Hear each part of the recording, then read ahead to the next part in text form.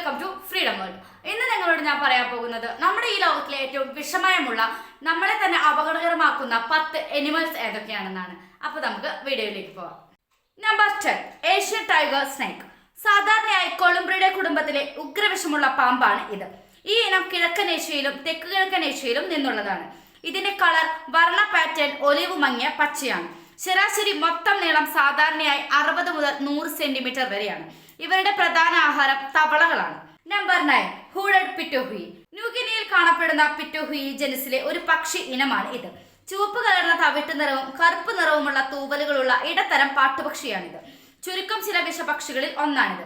ഈ വിഷവസ്തുക്കൾ അവയുടെ ഭക്ഷണത്തിൽ നിന്ന് ഉരുത്തിരിഞ്ഞതാണെന്ന് കരുതപ്പെടുന്നു.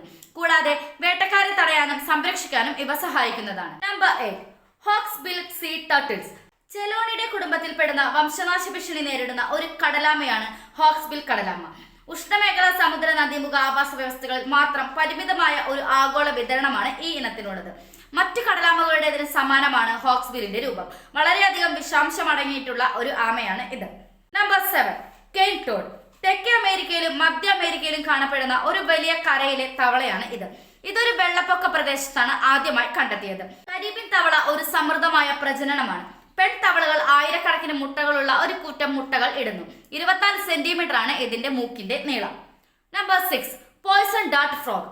ഇതിനെ വിഷത്തവള അല്ലെങ്കിൽ മുമ്പ് അമ്പടയാള തവള എന്നും അറിയപ്പെട്ടിരുന്നു. സെൻട്രോബാക്റ്റിയുടെ കുടുംബത്തിലെ ഒരു കൂട്ടം തവളകളുടെ പൊതുവായ പേരാണ്. ഇവ ഉഷ്ണമേഖല മധ്യ തെക്കേ അമേരിക്കയിൽ നിന്നുള്ളവയാണ്. ഈ ജീവിവർഗങ്ങൾ പകൽ സമയം ജീവിക്കുന്നവയാണ്. പലപ്പോഴും തിളക്കമുള്ള നിറമുള്ള ശരീരങ്ങളാണ് ഇവയ്ക്കുള്ളത്. Number 5, Spanish fly. വണ്ട് സ്രവിക്കുന്ന ഒരു വിഷസംയുക്തമായ കാന്തരഡിൻ ചരിത്രപരമായ ഔഷധങ്ങളിലും കാമഭ്രാന്തിയായും ഉപയോഗിച്ചു വരുന്നു. ബ്ലിസ്റ്റർ ബീറ്റിൽ കുടുംബത്തിലെ ഒരു അപ്പോസ്മാറ്റിക് മരതക പച്ച വണ്ടാണ് ഇത്. ഇത് യൂറോഷ്യയിലുടനീളം വ്യാപിച്ചിരിക്കുന്നു. ഈ ഇനത്തെയും അതിന്റെ കുടുംബത്തിലെ മറ്റുള്ളവയെയും പരമ്പരാഗത അപ്പോത്തിക്കറി തയ്യാറെടുപ്പുകളിൽ കാന്ത്രൈഡുകൾ എന്ന പേരിൽ ഉപയോഗിച്ചിരുന്നു. Number 4, കോംസ്റ്റാസ്.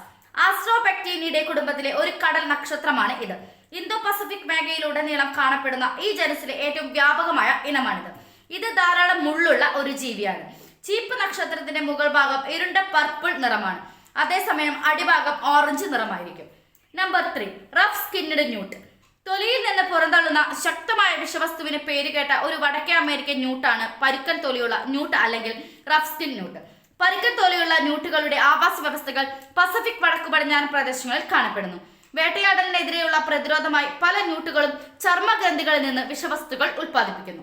Number 2, striated surgeonfish. Indo Pacific മേഖലയിലാണ് ഈ മത്സ്യം കാണപ്പെടുന്നത്. ഈ മത്സ്യത്തിന്റെ കളർ മഞ്ഞയും കറുപ്പും വരകളാണ്. ഈ ഇനത്തിന് ഏകദേശം 38 സെന്റിമീറ്റർ നീളമുണ്ട്. വാലിന്റെ അടിഭാഗത്തിന്റെ ഇരുവശത്തും മൂർച്ചയുള്ള നട്ടെല്ലാണ് ഇതിന്റെ പ്രത്യേകത. മുള്ളുകൾ വിഷമുള്ളതും കൈകാര്യം ചെയ്യുന്നവരിൽ വേദനാജനകമായ മുറിവുകൾ ഉണ്ടാക്കാനും കഴിവുള്ളതാണ്.